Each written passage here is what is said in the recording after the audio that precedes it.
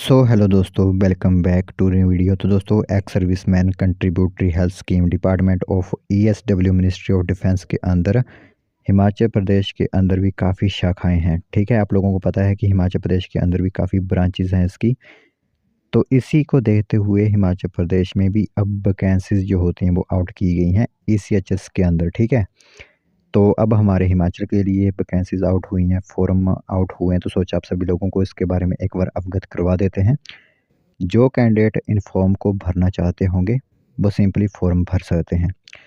एक बात और क्लियर कर दें कि एक्स सर्विसमैन का नाम सुनकर काफ़ी कैंडिडेट यहाँ पर वीडियो छोड़कर चले जाते हैं। उन्हें लगता है कि यहाँ पर सिर्फ और सिर्फ एक्स सर्विसमैन ही अप्लाई कर पाएंगे, लेकिन ऐसा नहीं है। जो वैकेंसीज एक्स सर्विसमैन के लिए आरक्षित होंगी वो हम आप लोगों को बता देंगे, और जो वैकेंसीज दूसरी हैं वो भी आप लोग अप्लाई करवा सकते हो। ठीक है, तो इसमें 14 डिफरेंट कैटेगरीज़ की वैकेंसीज़ होंगी। ठीक है, विभिन्न श्रेणियों की ये वैकेंसीज़ होंगी। 14 विभिन्न श्रेणियों की ये वैकेंसीज़ होंगी, और अलग-अलग जगह की ये वैकेंसी होगी, जो कि आप लोगों को इसी के अंदर बताया जाएगा। बाकी ध्यान से पूरी इन्फॉर्मेशन आप लोग सुनिएगा। पूरी इन्फॉर्मेशन आप लोगों को एडवर्टाइजमेंट पर लेकर चलते हैं, वहीं से क्लियर करते हैं पूरे डाउट जो भी आप लोगों के हैं। तो दोस्तों, देख सकते हो यहाँ पर आप लोगों को एडवर्टाइजमेंट नोटिफिकेशन दिख रही होगी, रोजगार सूचना की नोटिफिकेशन दिख रही होगी।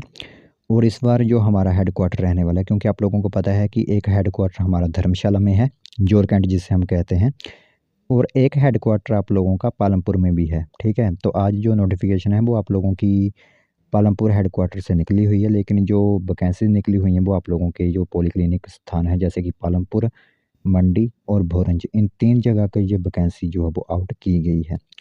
तो जिस जगह जो वैकेंसी होगी वो आप आवेदन कर सकते हो। जहाँ पर आप लोगों से बात करें तो पानापुर, मंडी और भुरंज में अनुबंध के आधार पर, यानी आउटसोर्स पर मेडिकल और पैरामेडिकल, नॉन मेडिकल्स के स्टाफ यहाँ पर फिलअप किए जा रहे हैं। वो भी पहले उन्होंने लिखा हुआ है कि आउटसोर्स वैकेंसी है, तो 1 वर्ष के लिए शुरुआती दौर पर आप लोगों को रखा जाएगा।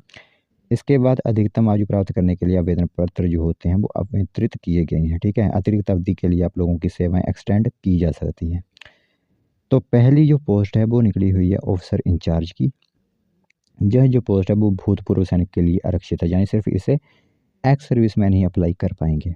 इसके लिए जो शैक्षणिक योग्यता है वो एक तो स्नातक और कम से कम 5 वर्ष का आप लोगों को अनुभव होना चाहिए स्वास्थ्य संस्थान या फिर मैनेजर का। ठीक है, तो यह पोस्ट सिर्फ भोरंज के लिए 75,000 सैलरी रखी गई है।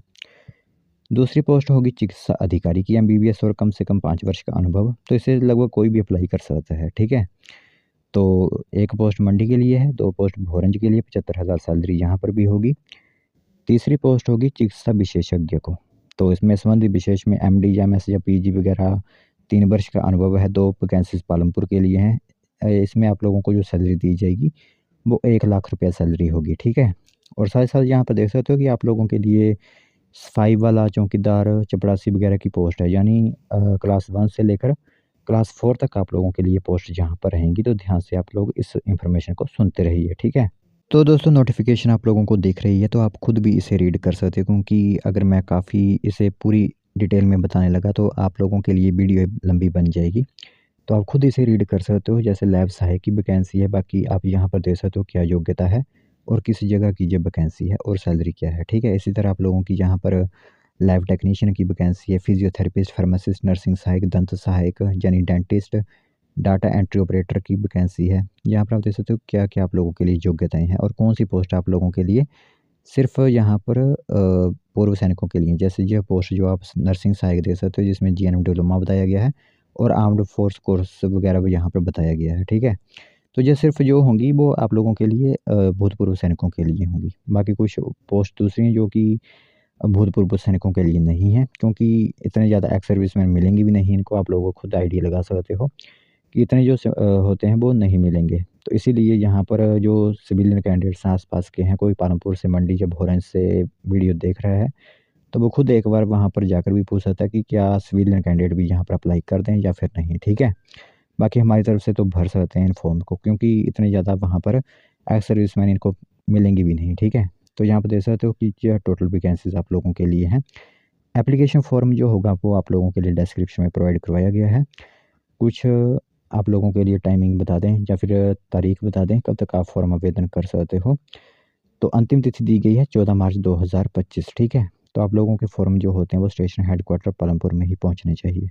और कुछ इंपॉर्टेंट डॉक्यूमेंट में भी आप लोगों को बता देता हूँ, जैसे कि आप लोगों की शैक्षणिक योग्यता, तकनीकी योग्यता, चरित्र प्रमाण पत्र होगा, Aadhaar, PAN card, medical fitness certificate वगैरह आप लोगों के पास होना चाहिए, ठीक है।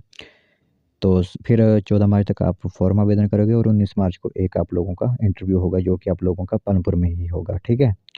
तो उस दिन जो एक्स सर्विस मैन जाएंगे वो अपने साथ पीपी और डिस्चार्ज बुक भी साथ लेकर जरूर जाए, ठीक है। तो ये एक इन्फॉर्मेशन आप लोगों के लिए है, बाकी जो भी अप्लाई करना चाहता है वो अप्लाई करवा सकता है।